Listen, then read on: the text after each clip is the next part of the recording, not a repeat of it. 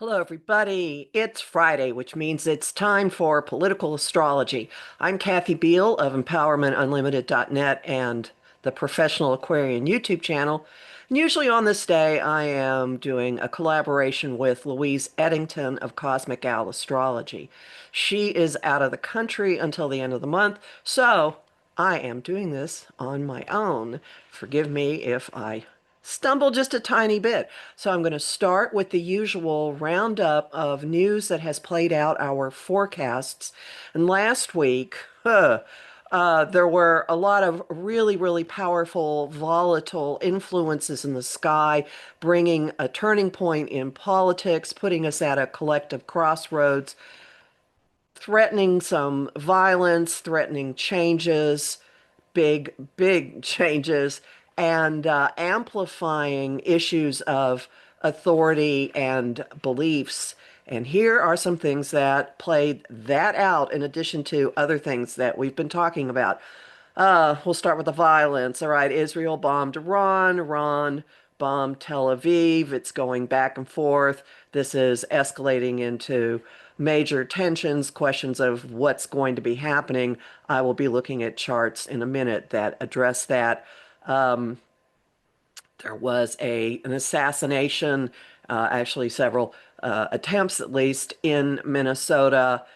Democratic members of both houses in the state were targeted. The former Speaker of the House and her husband were both killed. A member of the Senate and his wife were shot. I understand they're recovering. There have been murder charges. The suspect, who had a manifesto and a list of some 70 people that he was going after, guess what their common characteristic is, has been released on bail. I can't explain that part. The No Kings marches were, in fact, huge. I said they would break records. Alt National Park Service is saying more than 13 million? Is that possible? Huge numbers, huge numbers across the country. The Pope issued a statement or gave a sermon, made a speech that was broadcast into um, a ball field in Chicago, and in the that's not in the murder department. But this is unfortunately in Tasmania, Australia. There was the first murder of a police person in a century. That's a disturbing first. In the litigation front, it's back and forth. There's a lot of pushback, a lot of limits being put on what the administration is trying to do, and they're getting some courts to go along with some of it. So, the National Guard federalization in LA, right after, well, it has gone from a trial court saying, no way, this is completely unconstitutional, and pausing it to the three-judge panel of the Ninth Circuit saying, pausing the pause and then issuing an order that under the circumstances it was okay.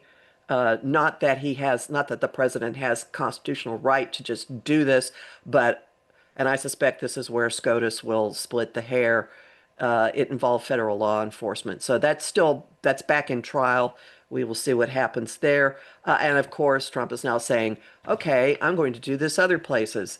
A New York trial court indefinitely barred Mayor Adams from allowing ICE to reopen its Rikers Island office because the court had reason to suspect that this was part of a deal to get clemency in Adams's corruption charges, which were dropped. The American Bar Association has filed suit about the law firm intimidation. The Florida Bar Association rejected an ethics complaint that was filed against Pam Bondi, signed by 70 plus law professors and former judges. I suspected they would. The Florida Bar consistently takes the position that it's not going to act on something when the person is still in office.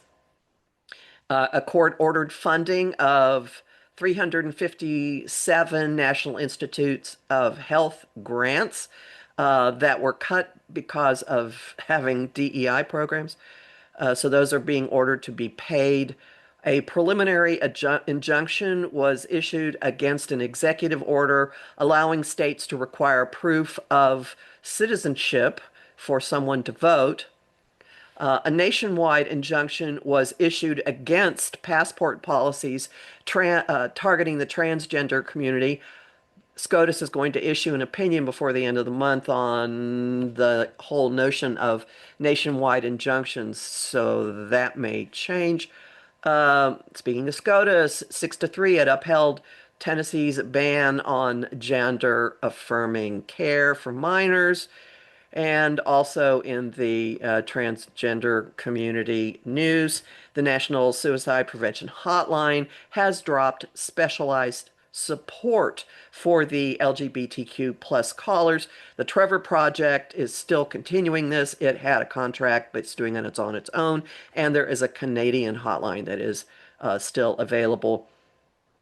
The Second Circuit ruled that the Department of Justice cannot represent Trump in his appeal of his damage award that E. Jean Carroll got against him. The head of FEMA's disaster recovery has resigned. Watch that. We're heading into hurricane season. In immigration matters, detainees at Delaney Hall, the place in Newark where the mayor was arrested, and now there's a member of the House of Representatives who has charges filed against her for trying to keep the mayor of Newark from being arrested. Detainees at this facility pushed down an interior wall, and somehow several of them, I think four, actually got out of the facility. And the last news I heard about this is that the private company that runs this is dealing with the matter by distributing detainees to other places, many other places. Um, After the No Kings March was so successful, Trump has now targeted a list of Democratic cities for immigration enforcement. In that regard, the New York City controller and a mayoral candidate was arrested outside immigration court and he's been going to these hearings a lot. He linked arms with someone that ICE was trying to detain, and he asked to see a warrant. And so he was detained. Um, Actually, arrested may not be true. I don't know if he was arrested. He was detained. The Pope he's mobilized priests in the US to start showing up at immigration hearings. So that's going to be a very interesting Jupiter Square, Saturn plus Neptune event. The LA Dodgers banned ICE from coming into the stadium. And in the so you may have heard that taco is now being used as an acronym. Trump always chickens out. Really funny since we've got this nice little configuration of Jupiter in homey, food loving, nurturing Cancer, and Venus in food loving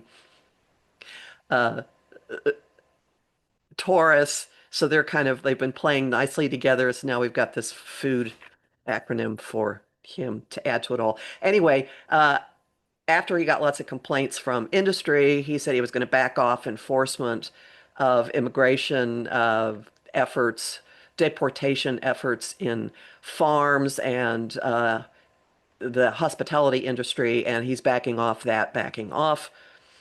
And in the ongoing election saga, the question of was it rigged, was it stolen, were the machines fooled with, is continuing to work its way through mainstream news finally.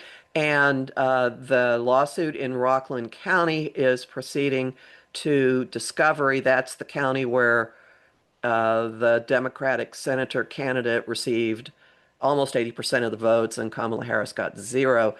Now, in that regard, there is one report that I have seen that detailed step by step how machines could be, and played with to do this. And another commentator has gone step by step saying how this is impossible and that Rockland County is a largely, these two cities in Rockland County are a largely Hasidic community, and they do what they're told, and they vote Democratic locally, and they vote Republican for the presidency. We'll see. The astrology this week shows that that topic is going to to just continue to be in the news. So, what's coming up? I'll take it to the beginning of July, basically. We have a whole bunch of adjustment aspects next week. These are aspects of looking at conditions and seeing, okay, got to change this, we got to change our idea of ourselves, we have to change how we're going about things. Mars is in the fix-it mode of Virgo, and he makes an adjustment aspect to Pluto. Jupiter, which expands everything it touches, makes an adjustment aspect to Pluto. The Sun, which is basic mission, it's the general vibe, makes an adjustment aspect to Pluto. So from the 20th to the 24th, there's this big seesaw, whoops, got to do this differently, whoops, got to do this differently, whoops, got to do this differently, change course, change tactic, and then the Sun meets Jupiter, and this could bring a burst of optimism, it could bring a burst of nationalism, it could bring a burst of absolute indulgence, like my head has been spinning, I'm going to sit home and open a pint of ice cream and just stick a spoon in it, or something else that maybe is more healthy. But, that might be what you need to do at this point. We have a new moon in Cancer on the 25th, and this refreshes our relationship with our country. This is a Cancer country. Also Canada. Canada is a Cancer country. So the new moon on the 25th marks a new phase in how we nurture, who we care for, what we care about, how we take care of our inner children. And there is a very strong streak of adjusting to changing conditions, recognizing how the world has become different and dealing with it somehow. And then we have windows for change, windows for enlightenment, windows and doors for enlightenment, for change, for startling information to come in, for thinking differently. So the news ought to be cracking around the 26th. And there is the impetus to get moving, learning things and going, oh, I got to deal with this, learning this, and oh, I got to deal with that. And as this is because Mercury is going to meet with Uranus, which is sudden, shocking, disruptive, has to do with technology, lightning strike, something you didn't see coming. And this is Mercury meeting Taurus at the very end of Mercury meeting Uranus, excuse me, at the very end of Taurus. So this could have something to do with what's been going on since Uranus entered Taurus, which was in 2018. And then Mercury moves into Leo, and we get it's very high energy, and it starts to pump up people's willingness to talk, to go out, to be with people. But what I want to point out to you is that Mercury, planet of communication, is now will now be moving over where Mars traveled last year and then the beginning of this year. Right at the election, Mars opposed Pluto, and then it moved into Leo, and it had this long period of going into Leo, turning around, going back into Cancer, long retrograde. Mars is now finally out of all of that. Mercury is now, which brings information, is now covering that. And one of the first big aspects, the thing to watch, is on the on the 27th, 28th, and 29th, Mercury is going to pull up all kinds of stuff about the government, about our own responsibility, about who's in charge, about accountability, about lies, delusion, ideology, beliefs, inspiration, and then it is going to oppose Pluto. It is going to do exactly what Mars did a couple of days before the election, and again on January 5th when the election was certified. Just watch this space. There will be more talk, at least, if not actual information. Okay, so that's a ton. Uh, we got a couple of charts I want to look at. Let me share my screen.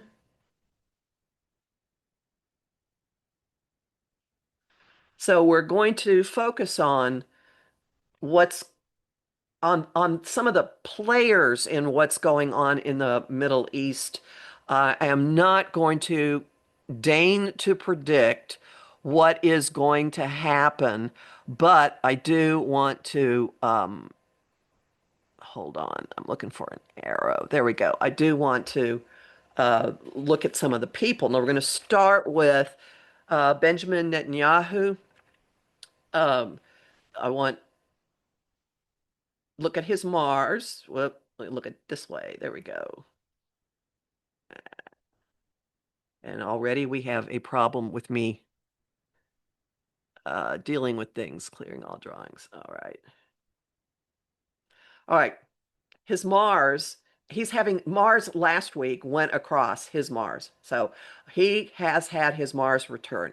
You're going to hear this a bunch of times. So he has had a revitalization of his warrior drive, of his desire to do something out in the world, to push himself forward, to, in a very militaristic way, push his agenda.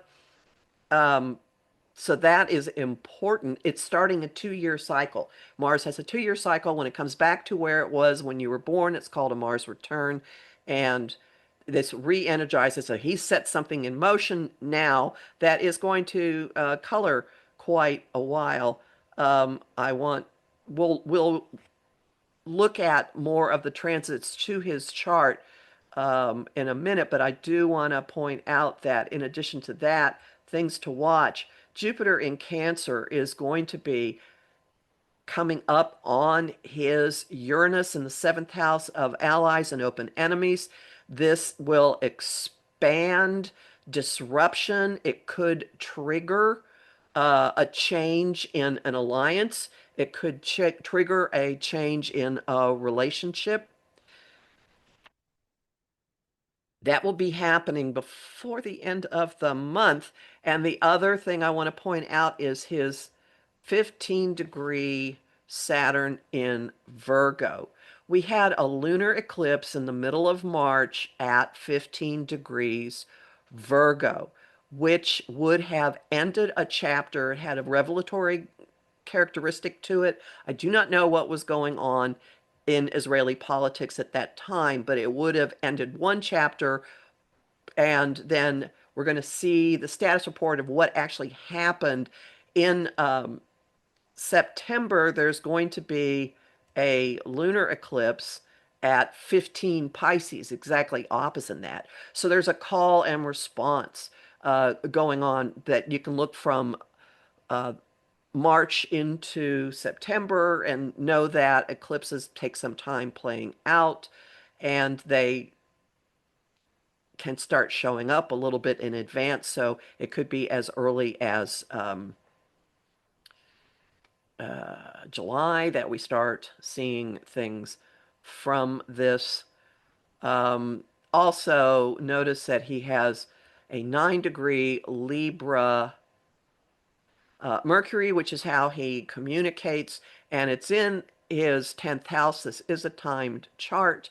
And there was, speaking of March, the solar eclipse at the end of March at 10 degrees, 10 degrees Aries set this off. So whatever is going on, I'm suspecting that it's been in his thinking, if not in the works, for a period of time.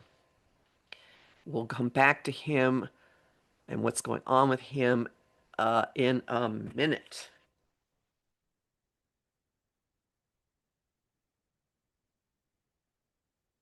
And now we will change. Hello. All right.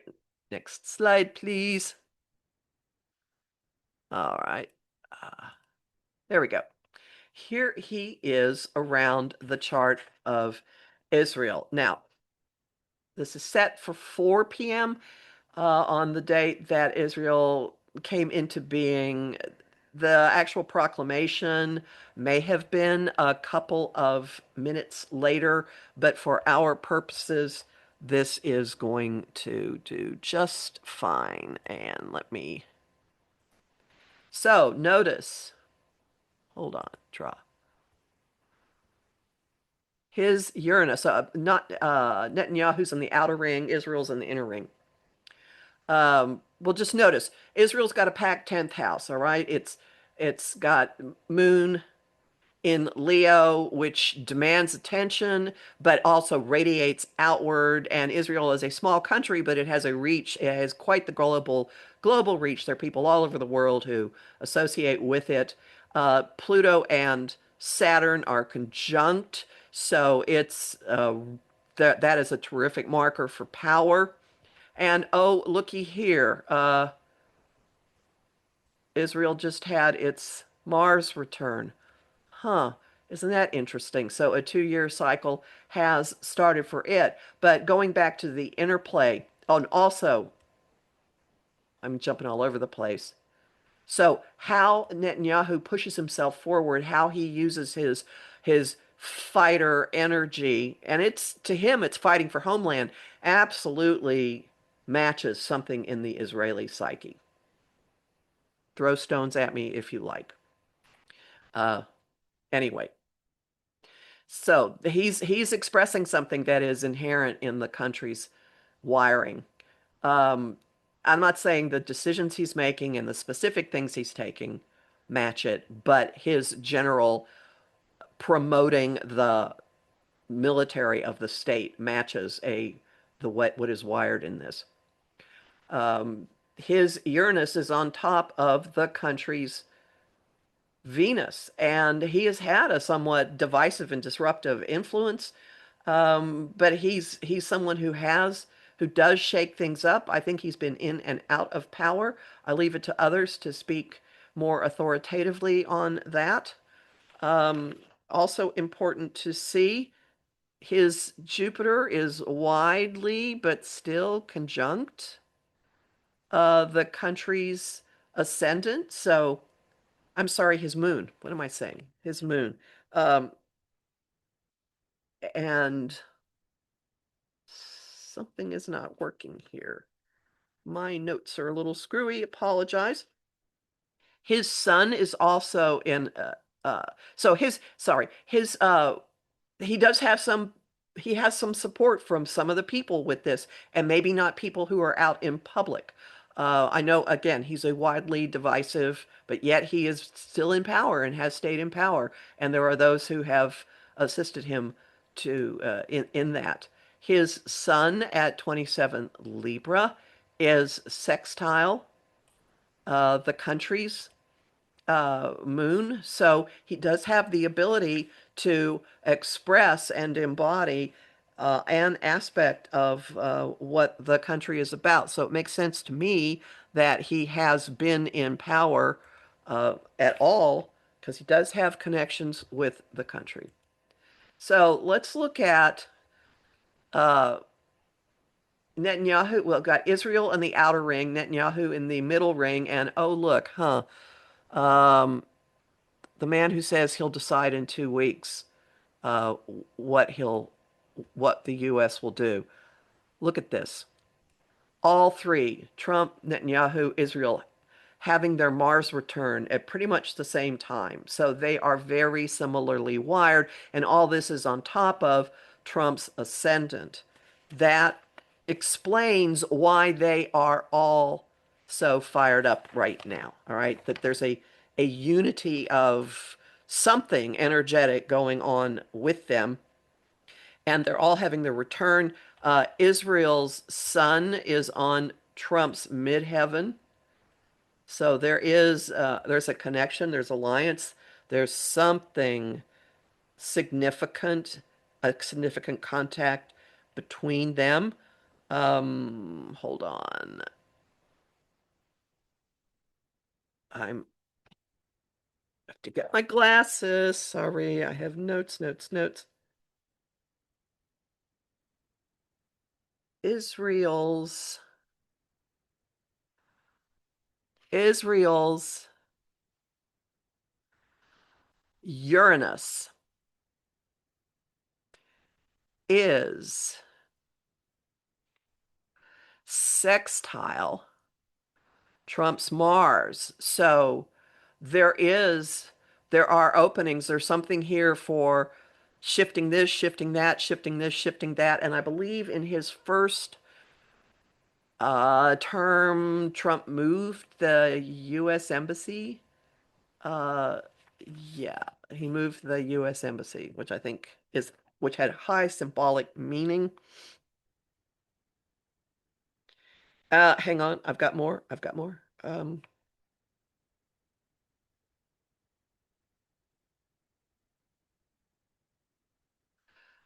So Netanyahu's North Node and Trump's Uranus also have an opportunity aspect or a sextile, but it's opposite Trump's Jupiter. So that's really, really expansive. That means his South Node is on Trump's Jupiter and his moon is on Trump's Jupiter. Um, there's a connection here. There's a natural affinity, and actually his Neptune's there too. There's a natural affinity here. There's a whole lot more that I can say, but what I really just want to point out to everybody is there are astrological links between or among this nation and these two individuals that explain why Trump is even talking about any of this right now. All right, so the leader of Iran, the Ayatollah, is this is a timed chart, and this is, to me, this spells, and I'm not surprised he's in the position that he's in because this looks like a spiritual leader, but also a spiritual warrior. Saturn, the moon, and the sun in Aries, in the sign of the government in the ninth house, also beliefs, and Venus and Jupiter together in Pisces, which is an indicator of faith. And these are in a really uncomfortable but motivating relationship called a semi-sextile.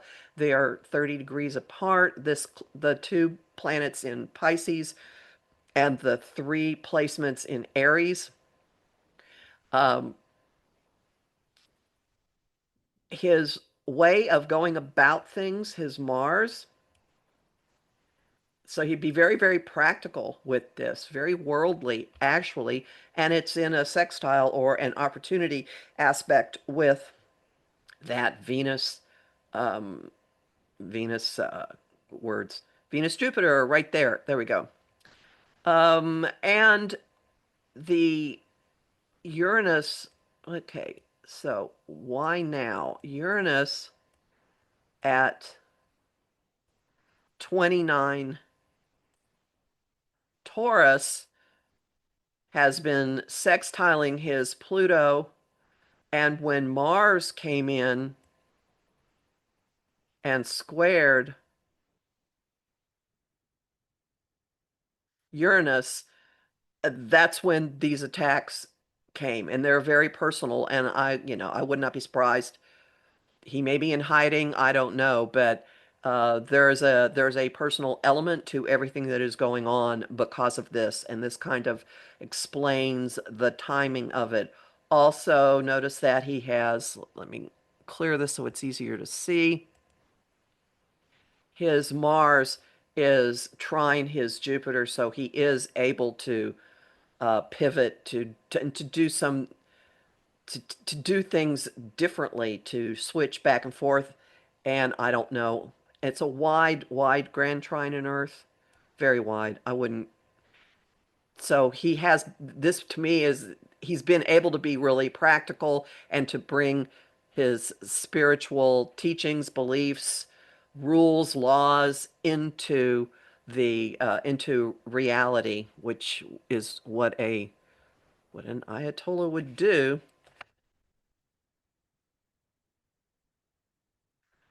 Uh, let's see what's coming up. I want to show you. I've put the June 25th Cancer new moon around Netanyahu's chart. The new moon's on top of his Uranus in the seventh house of open allies, of allies and open enemies. And Jupiter will actually complete that conjunction within a couple of days, so by the end of the month. So this is a new phase that marks a real change. And there have been speculations about is he going to last?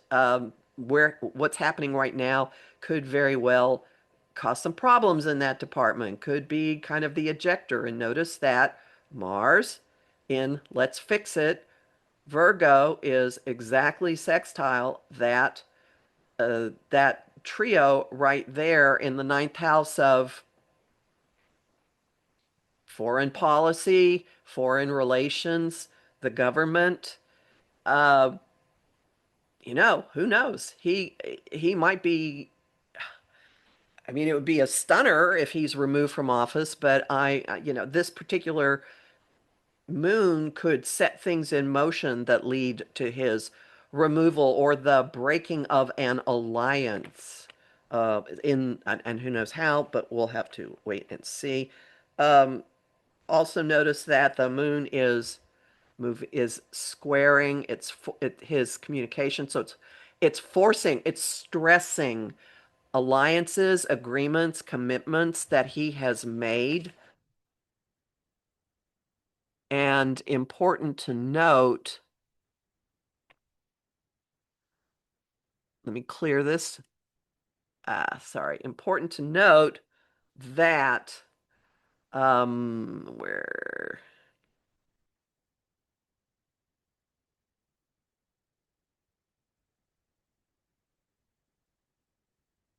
I'm so sorry. Uh, remember what I said about the eclipses. So you're going to find a storyline going from March to September, and that will play a role in whatever is happening now, and it's uh, going to kick something in motion having to do with his mission. He's got an Aries North Node in the fourth house. Could he flee the country? I suppose that is possible. I suppose that's possible. Excuse, just humor me for a moment. I No, we'll go on. So then we're going to look at what's that this new moon is bringing for the Ayatollah. Um, the moon is conjunct his Chiron.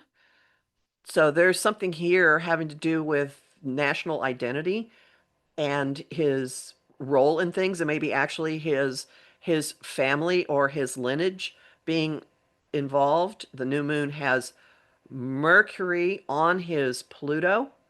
And this is, we'll have to wait and see what in the world that is going to bring. So there will be a lot of private communications. It is possible. I will never ever predict anyone's death. It's possible something severe could happen to him, and news of it is cloaked or hidden, that it does not come out. Um,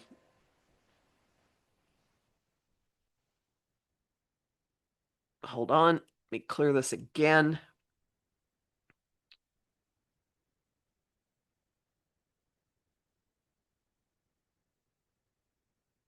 The nodes, I want I want this. All right. South node's on his Neptune. So there is some kind of releasing or ending of his religious beliefs. This does speak to the coming to the end, the beginning of the end of his control or his reign or his way of doing things. I think it is probable there will eventually be regime change. The North Node is on top of his Venus. I don't know what his popularity is. It may be quite great with this. I do not know. Have to watch. But also, Jupiter, okay, so Jupiter in this chart is it just beginning its time in Cancer, but it's moving into a trine to his North Node in the fourth house, and that will hit in mid-July. Um, gonna suggest uh, that sounds like protection. It also seems like if this is when he goes easily and of natural causes, not because someone blows his home up. Oh, so let's just look at one last thing. So we've been talking a lot about Mars and Virgo being let's fix it, let's do what we can mode. So Mars is going to be in an opportunity aspect to his North Node in July, and then it is going to trine his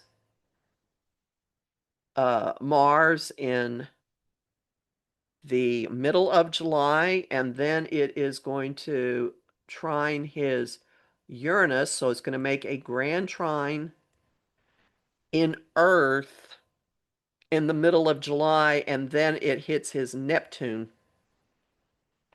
Um, I think he will be a revered figure. I think this will bring idolization, maybe.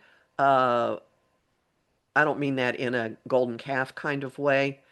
And this could show a process going on that culminates when Jupiter trines that North Node.